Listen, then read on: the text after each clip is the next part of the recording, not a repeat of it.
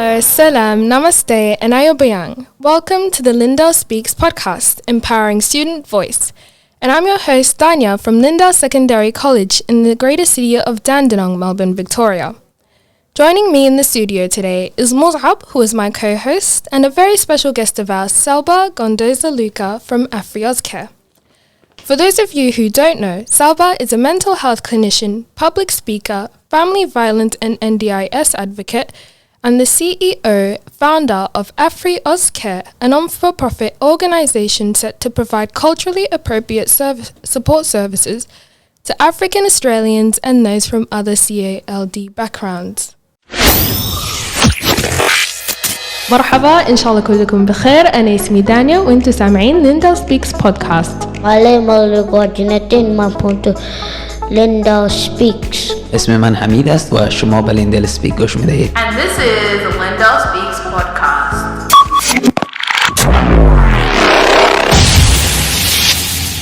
Now I would like to welcome our very special guest, Selba Luka. Welcome onto Selba to the Lyndale Speaks podcast. So how are you feeling about being here in the studio? I'm just so happy that I'm here, and thank you so much for inviting me. I really like to be around young people. So thank you for having me. That's absolutely great to hear, and I hope you enjoy your time here. Now I have some questions here that I would like to ask you. So the first one is, can you please tell us about Afri-Aus Care and how it's working to help the community? Okay. Afri-Aus Care is a non-for-profit organization. It was founded in 2015. We mainly care for youth at risk and their families and those from other code backgrounds.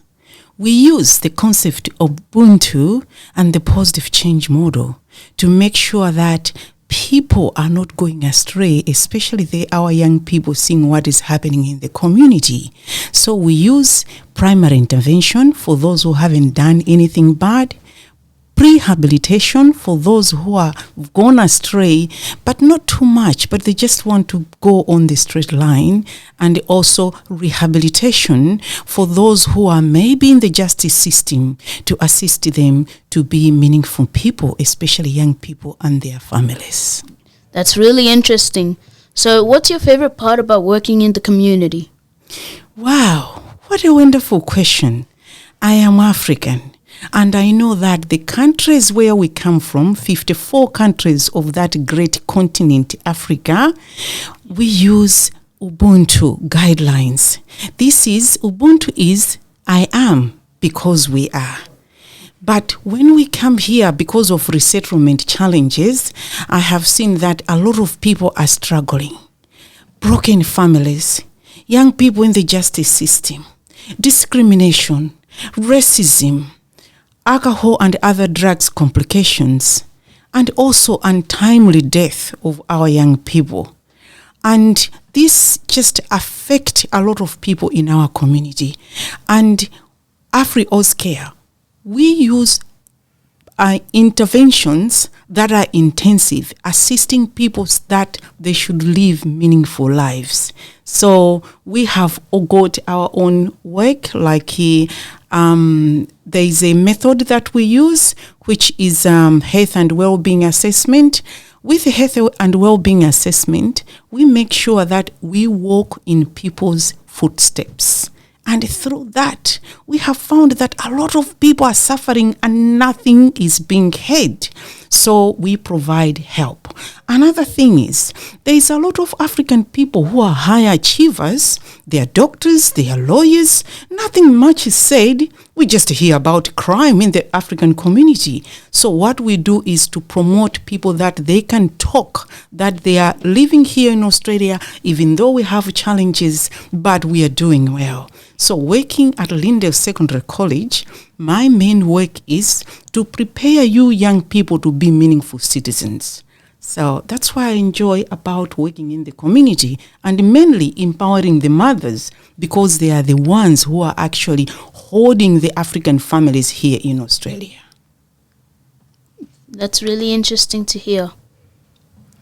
Now, what are some programs our viewers can partake in? Well, we have got so many programs at Afri-Aus Care. I would just make sure that I remember everything. The number one program we have is called Black Rhinos Basketball Club. And this is for young people. It is a crime prevention program.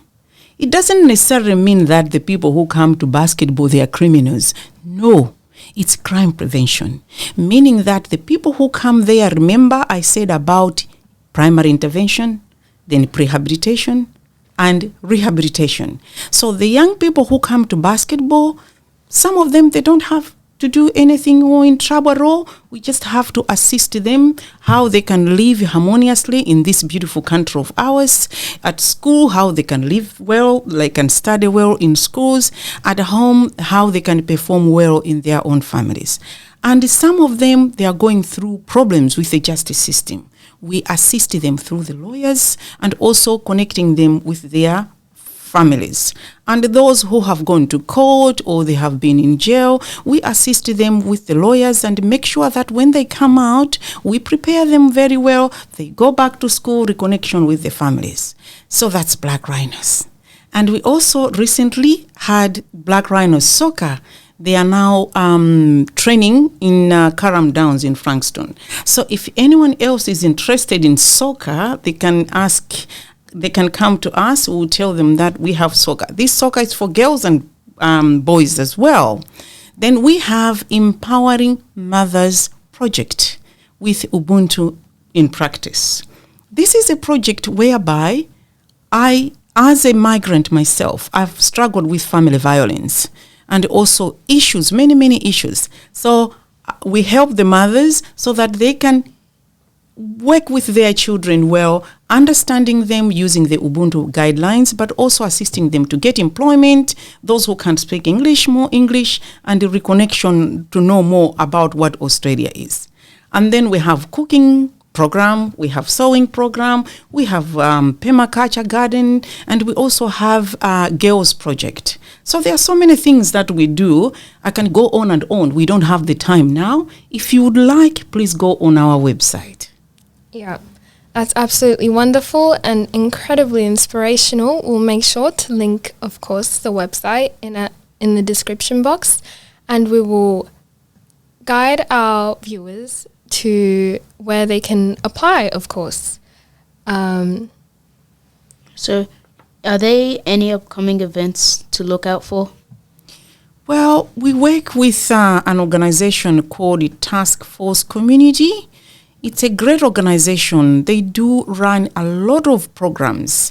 So you can see or you hear that there is a lot of issues in the community about drugs or using alcohol. So that is affecting young people and sometimes even the parents as well. So we will be running a project on drug and alcohol awareness with the task force.